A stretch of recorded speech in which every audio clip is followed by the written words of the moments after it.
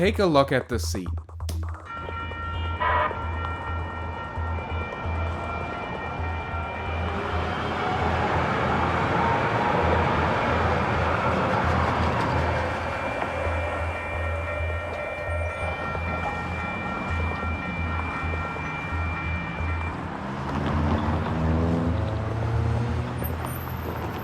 Oh my. It disappeared. Oh my God. Notice anything? If you did, good for you. You have a very keen eye. I cut that scene and I probably watched it more than 100 times, often sitting with the director together, and I never noticed the mistake.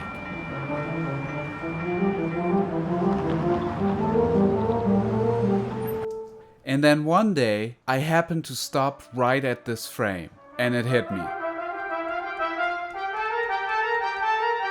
I asked Mark, did you notice anything? And he didn't. Mark is wearing no jacket, and now he's wearing a jacket.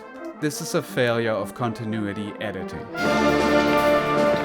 Thank you, Marshall. Continuity editing is the process of combining more or less related shots so as to direct the viewer's attention to a pre-existing consistency of story across both time and physical location.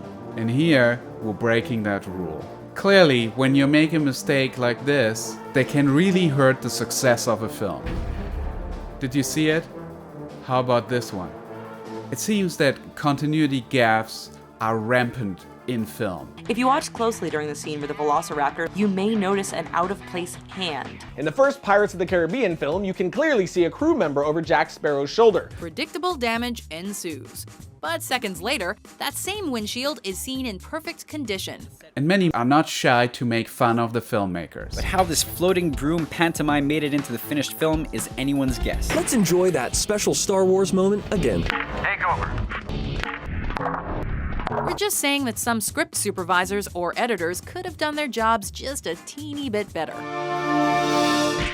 Should we put the blame on the script supervisor on set, or later the editor who, for some reason or another, not cut it correctly, like I did? And then how do some of the greats feel about continuity errors?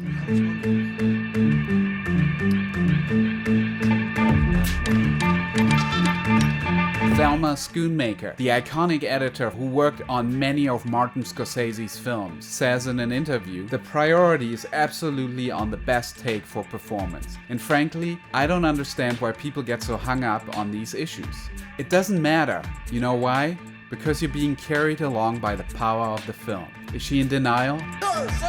Martin Hunter, the editor for Stanley Kubrick's Full Metal Jacket, says, there's a cut when the drill sergeant punches Matthew Modine in the stomach, and in one shot he pulls back with his left hand, and in the cut he punches with his right.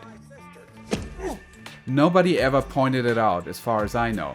But those kinds of things don't really matter, because if a scene is effective, you shouldn't be distracted by things like that. Walter Murch is so uninterested in continuity editing, he actually gives it the least priority in terms of when to make a cut. He writes, an ideal cut for me is the one that satisfies the following 6 criteria at once: emotion, story, rhythm, eye trace, 2-dimensional plane of screen, and lastly 3-dimensional space of action. Emotion, it's the thing that you should try to preserve at all costs. If you find you have to sacrifice certain of those 6 elements to make a cut, sacrifice your way up from the bottom. So 3 legendary editors all don't really care all that much about continuity. Are they just full of it, or is there actually some science behind it? Timothy J. Smith is a lecturer of physiological sciences in Birkbeck, University of London, and he studies all kinds of visual cognition. He did some extensive tests with eye tracking, where he traces the eye movement to find out where audiences look and what they pay attention to. Attentional synchrony is where the majority of viewers will have their eyes focused in on the same element of a screen. The number one predictor of where most people are going to look in a frame, or rather what they will pay attention to, is whether there's a human face in the shot. If it is, science tells us that all the attention is geared towards that, and that's why so many continuity problems go unnoticed. It actually turns out that Hitchcock, who's a master at composing shots, really understood this concept. An Alfred Hitchcock film, you have 65%. 65% of the cortex is correlated when you're watching Hitchcock. I'm not required to answer this question, right? Oh, no. This is scaring me. Humans study other human faces. When it comes to still images, viewers tend to look at the eyes. When it comes to moving images, we tend to look around the nose and move up and down between the mouth and the eyes as we're trying to understand what somebody is saying or the emotions that they're expressing. That's the question, short and sweet. In my bed, what's better than that? I have to say, first-time filmmakers tend to point out continuity errors, and they're very concerned about fixing these problems to the point where they're willing to sacrifice a performance or a moment. So, for example, in this scene, Mark has to take his 3-year-old son and move out of the house because he can't afford the rent anymore.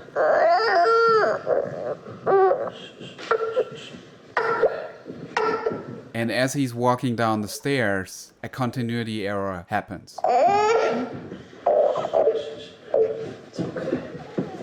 you see it?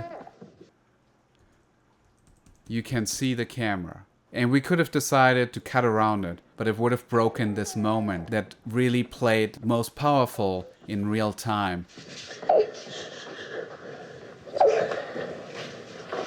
don't have to go. Shut the So when does continuity matter? Pretty much never.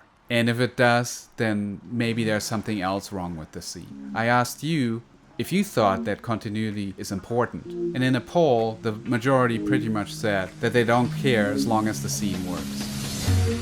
But Larry writes, I often notice them, especially now that I'm studying filmmaking.